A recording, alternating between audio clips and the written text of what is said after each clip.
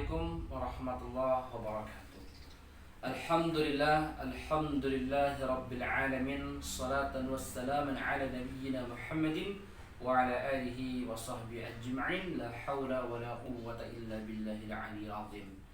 Saudaraku, saudariku yang dimuliakan Allah Subhanahu wa taala, bersyukur kita kepada Allah, salawat serta salam semoga tetap tercurah limpahkan kepada Nabi Muhammad sallallahu alaihi wasallam, tak lupa juga para keluarganya, para sahabatnya, dan sampai kepada kita semua selaku umat yang terus mengikuti jejak langkahnya. Semoga kita semua senantiasa diberikan syafaatul uzma di yaumil jaza wal hisab. Saudara-saudariku yang dimuliakan Allah Subhanahu wa taala, alhamdulillah dengan izin Allah pada kesempatan yang mulia ini izinkan saya untuk senantiasa menyapa Anda, mendoakan Anda. Semoga Anda semua, kita semua senantiasa diberikan kesehatan oleh Allah Subhanahu wa taala, dikuatkan keimanan ketakwaan kita kepada Allah Subhanahu wa taala, diberikan keistiqomahan dalam beribadah kepada Allah Subhanahu wa taala, dan dijauhkan dari segala sesuatu hal yang telah Allah Subhanahu wa taala larang. Saudara-saudariku yang dimuliakan Allah Subhanahu wa taala, insyaallah di pertemuan perdana ini dengan izin Allah kita akan membahas salah satu karya. Alhamdulillah dengan izin Allah saya telah menuntaskan buku Halawatul Quran, panduan tahsin tilawah Al-Quran, yang alhamdulillah sudah mulai tersebar luas di masyarakat buku ini, dan di dalamnya adalah ilmu yang berkaitan dengan tahsin tilawah Al-Quran ataupun panduan tahsin tilawah Al-Quran. Kita akan bahas satu persatu dari halaman pertama hingga sampai halaman terakhir. Tentunya akan memiliki beberapa episode. Oleh karena itu saya berharap saudara-saudariku yang dimuliakan Allah bisa mengkaji ilmu-ilmu yang berkaitan dengan Al-Quran ini, terutama kaifiyah qiraatul Quran, bagaimana cara membaca Al-Quranul Karim. Baik saudara-saudaraku yang dimuliakan Allah Subhanahu wa taala, insyaallah kita akan awali kajian perdana ini dengan bersama-sama meminta izin kepada Allah. Semoga Allah berikan kemudahan kepada kita, semoga Allah memberikan kemudahan kepada kita dan memberikan keistiqomahan kepada kita untuk bisa melanjutkan apa yang telah dibawa oleh Nabi kita Muhammad SAW, ilmu-ilmu Al-Quran yang diturunkan kepada para sahabat, kemudian kepada tabi'in, kemudian para ulama besar, terutama para ulama ahli Quran, hingga ke para asatidz dan hingga sampai kepada kita semua, dan kita bisa mengaplikasikannya di dalam kehidupan kita dan juga kita bisa mengamalkannya kepada masyarakat yang ada di sekitar kita semua. Marilah kita bersama-sama membuka kajian perdana kitab Halawatul Quran ini dengan membaca basmalah. Bismillahirrahmanirrahim.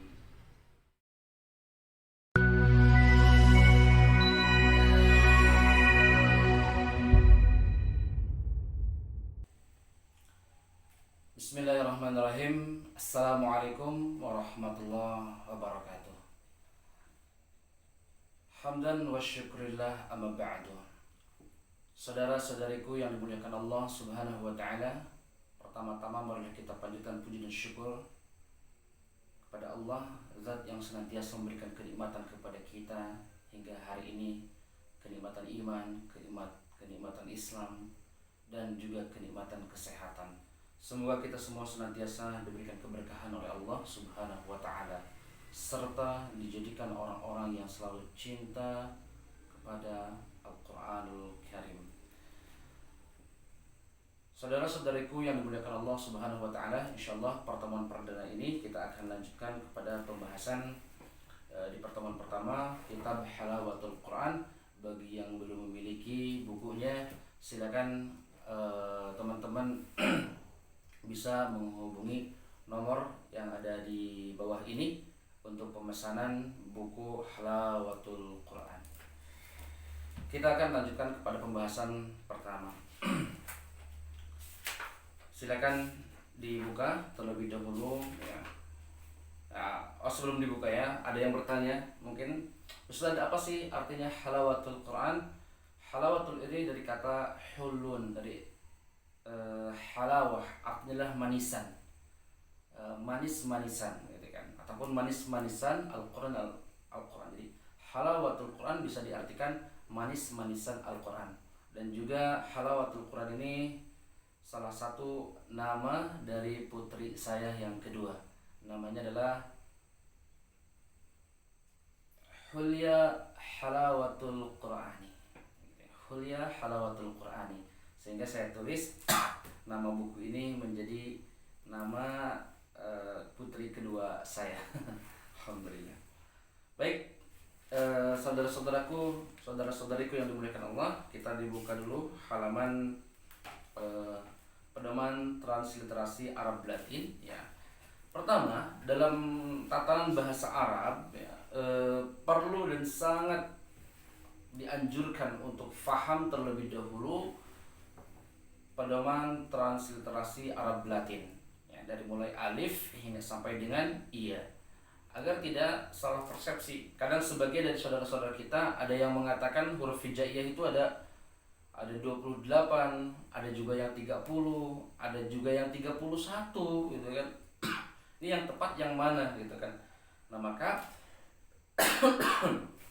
dalam tatanan bahasa Arab, huruf hijaiyah itu sepakat para ulama jumlahnya ada 28. Tapi kalau kita tulis itu jumlahnya ada berapa? Ada 30 gitu. Ada 30 gitu kan. Nah, bagaimana bisa seperti ini?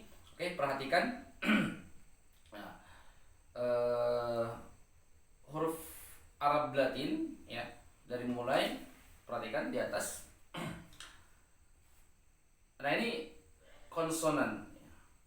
Konsonan ini ketika posisinya dibaca fathah ya, perhatikan cara bacanya dari mulai huruf a, ada tekanan di dada ya, a, ba, kemudian ta, sa, ja, ha,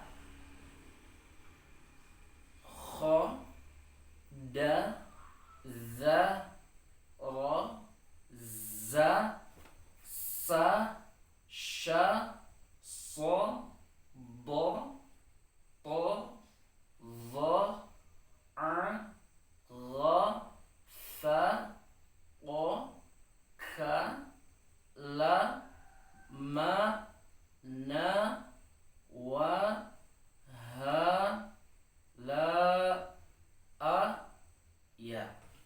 Nah, kalau Anda hitung tadi jumlahnya ada berapa? Ada 30. Sedangkan huruf hijaiyah itu kesepakatan para ulama ada berapa? Ada 28. Bagaimana bisa demikian? Nanti kita akan bahas di episode selanjutnya. Kemudian teman-teman semuanya ya, seperti ada yang itu susunan konsonan. Kemudian yang kedua ada vokal pendek, vokal panjang, dan ada diftong. Contohnya seperti ini. Ada a, i, u. Vokal pendek maka dibaca kata ba, itu yang a. Kemudian yang i, contohnya adalah seperti suila. Yang vokal u, yazhabu. Nah, tidak ada panjang di sana. Kemudian yang kedua vokal panjang. Panjang ini kadar minimal panjang itu adalah 2 harakat. Sedangkan kadar panjang maksimal adalah 6 harakat. Kita contoh yang 2 harakat. Ada a, i, u. Contohnya adalah dari a. Qala. Lihat aja deh. Qala. Kemudian yang i, qila. Jangan terlalu panjang. Qila. Itu terlalu panjang. Tapi qila. Dua harakat itu cukup di ayun saja. Kemudian yang ketiga adalah u. Contoh seperti yaqulu. Yaqulu, bukan yaqulu, itu terlalu panjang ya. Tapi cukup dua harakat itu di ayun. Yaqulu. Ada juga diftong. Diftong ini ada dua. Pertama adalah ya sukun sebelumnya fathah dan waw sukun sebelumnya fathah. Contohnya seperti ai. Kemudian au. Nah, contohnya seperti kaifa. Yang kedua au, contohnya seperti haula. Nah, seperti itu ya. Itu kalau posisinya di tengah. Baik. Yang selanjutnya ada nama huruf hijaiyah. Kalau tadi bentuknya konsonan, kalau konsonan itu berarti a, ba, ta, sa. Ketika posisinya di apa? Di fathah. Dan yang kedua, nama-nama huruf hijaiyah. Nama-nama huruf hijaiyah itu bukan a, ba, kan? A itu berarti apa namanya? Alif. Ya, berarti kita bacakan. Perhatikan seperti nama-nama huruf hijaiyah. Ya, perhatikan di atas. A itu jadi alif. Namanya alif. Ya. Alif, ba, ta, sa. Nah, ini hampir dari ba, ta, sa ini hampir sama namanya. Kemudian ja itu jadi apa? Jim, ha, kho, dal. Dal. Kalau nama aslinya apa? Dal, bukan da. Kalau da itu ketika posisi di fathah. Jadi dal. Kemudian zal, ra, zai, sin. Sin.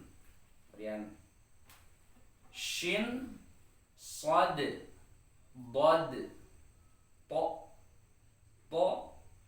dha, ain. Jadi jangan terlalu ngirung. Kalau ngirung nanti masuknya ke al-khayshum. Ain, enggak, bukan. Tapi ain. Bisa kalau di posisi ditutup ya, hidungnya itu masih bisa keluar ya. Ain, ghain, fa, qaf. Kemudian kaf. Ini nama-nama asli daripada huruf hijaiyah. Bukan ketika di fathah ya. Kalau qaf itu namanya. Kalau ketika di fathah jadi qa. Oke. Qaf, kaf, lam, mim, nun, waw, ha, lam alif. Lam alif kalau biasanya dibaca la yang dua harakat itu. Baik. Kemudian ada juga hamzah. Hamzah ini cara membacanya hampir sama dengan bacaan alif. Alif dibaca a ketika fathah dan hamzah juga dibaca a ketika fathah gitu kan. Namun berbeda apa? Berbeda nama. Kemudian yang terakhir adalah ya. Nah, catatan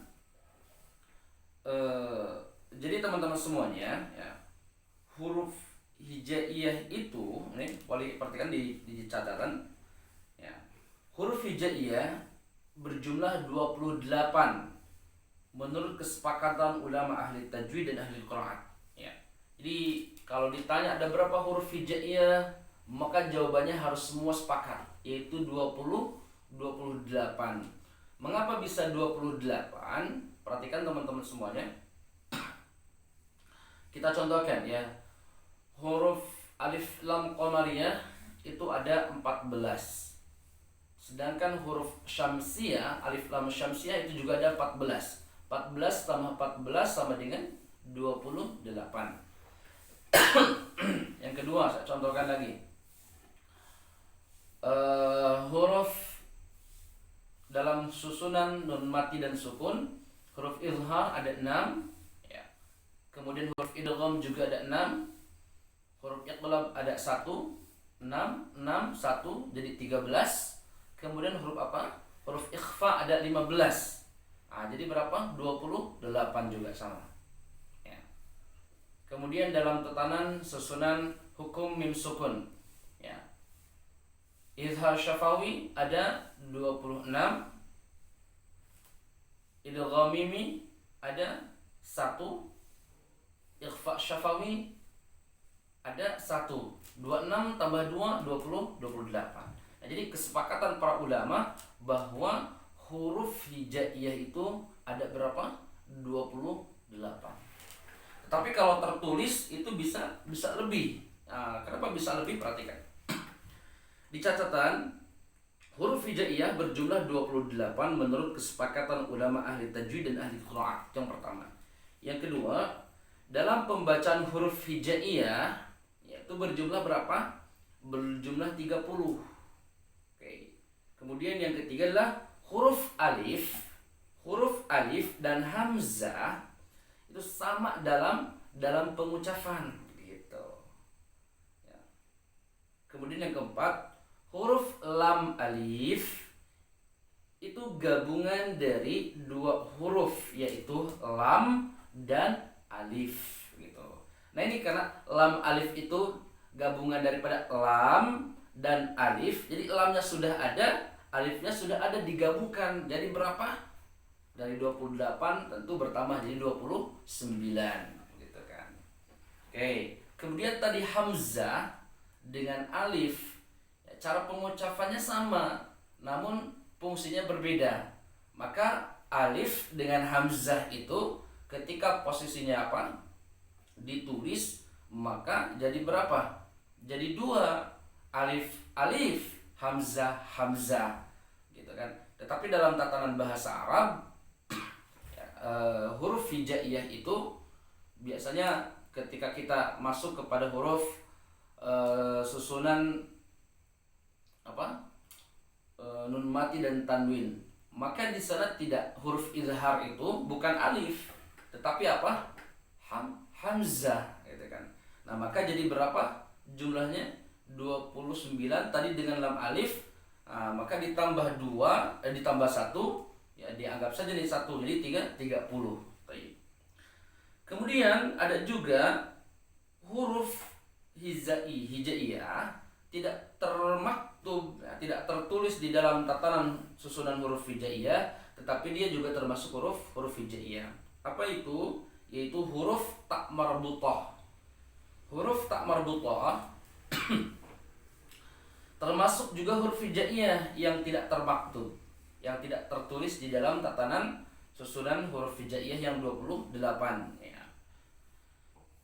Tidak termaktub artinya tidak tertulis dalam susunan huruf hijaiyah, tetapi juga termasuk kepada huruf hijaiyah. Cara membacanya seperti huruf ta itu ketika hidup, dan seperti huruf ha yang sukun ketika posisi mati. Nah, itu merupakan susunan tatanan huruf-huruf hijaiyah ataupun bisa disebut juga pedoman transliterasi Arab Latin.